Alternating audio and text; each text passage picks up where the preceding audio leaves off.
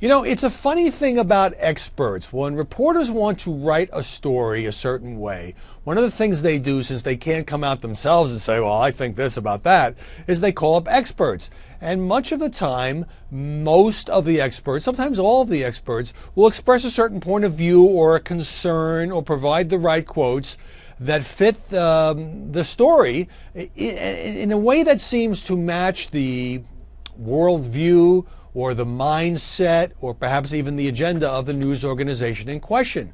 And in the case of Donald Trump, naturally, I was really struck by stories that appeared within a day of each other in the New York Times and the Washington Post. Now, they involved a very controversial subject, which is Trump's comments, his attacks on the judge who is hearing the lawsuits against Trump University. And as you probably know, Trump beat up on this Gonzalo Curiel, saying he's of Mexican descent.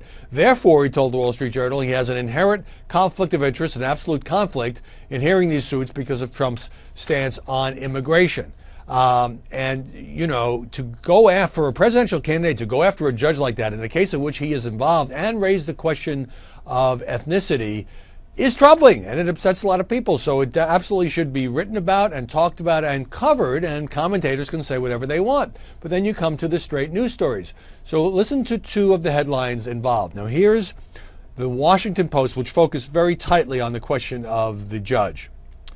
This is the online version. Trump's personal racially tinged attacks on federal judge alarm legal experts.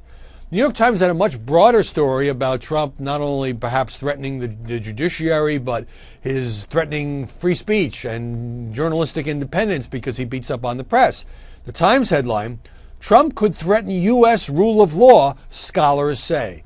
Now, if you stop and think about this, the scholars didn't all band together to say this. They didn't draft a joint letter. The legal experts didn't have a big meeting in a tent and put out a press release. Reporters had to call them up and ask them what they thought. And one of the things at work here is that they didn't just call up a bunch of liberal attorneys.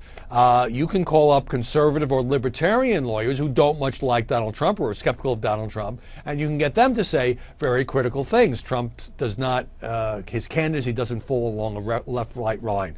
So look at the Times lead.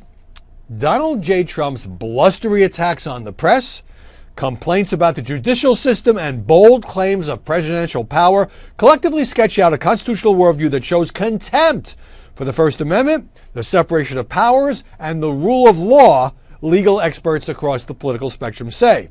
So without that attribution, that's an editorial, that's an op-ed column.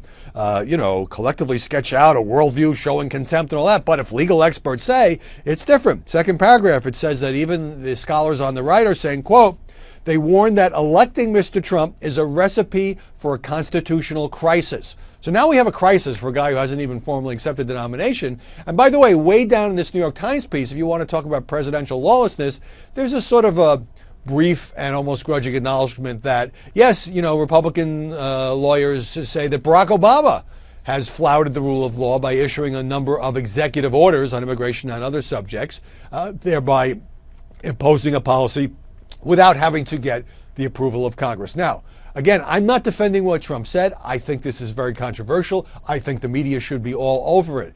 But my antenna go up when you see scholars say and experts say, because final point here is that scholars are not some neutral arbiters who live in an ivory tower. They have political points of view as well. Sometimes they belong to organizations or in their writings. Journalists know if you call this person, they're going to have a certain point of view, libertarian, liberal, conservative, anti-Trump, pro-Trump. And so, look, the reporters were doing their job. They called people up. They didn't say it in their own voices. But the confluence of those two stories made me think that this was really reflecting the alarm, the concern of the Washington Post and the New York Times.